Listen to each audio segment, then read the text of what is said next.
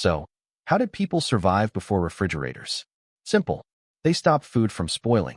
They dried it, smoked it, covered it with salt, buried it underground, and even stored giant blocks of ice.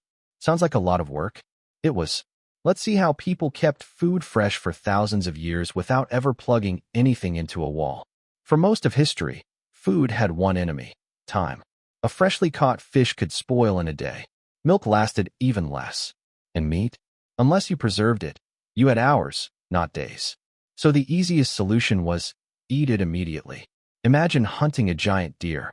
You finally bring it home, and suddenly everyone in the village is invited to dinner.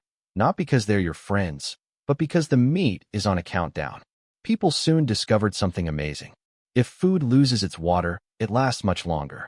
So they hung meat in the sun, dried fish near the coast, and left fruits and herbs out to dry.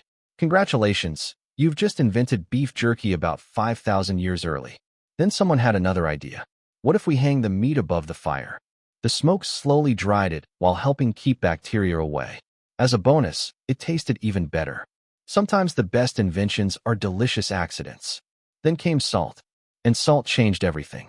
People covered meat and fish with huge amounts of it. Salt pulled the water out of food, making it much harder for bacteria to survive. The downside? Imagine taking one bite and instantly needing an entire river to drink. Still, better than food poisoning. People also discovered fermentation, probably by accident. Someone forgot about vegetables, came back later, and somehow they tasted even better. Pickles, cheese, yogurt, kimchi, sauerkraut. Some of the world's favorite foods exist because people were trying not to waste food. What about vegetables? Easy. Dig a hole. Seriously. People built underground cellars where the temperature stayed cool all year. Potatoes, carrots, onions, and apples could stay fresh for months. Nature's refrigerator. No electricity required. Then came one of history's coolest inventions. Literally. During winter, people cut huge blocks of ice from frozen lakes. They stored them underground, covered with straw and sawdust.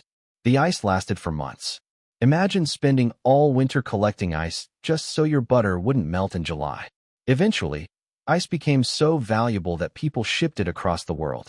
Entire ships carried giant blocks of ice from cold countries to hot ones. Imagine ordering something online, and it arrives as winter. Everything changed in the late 1800s.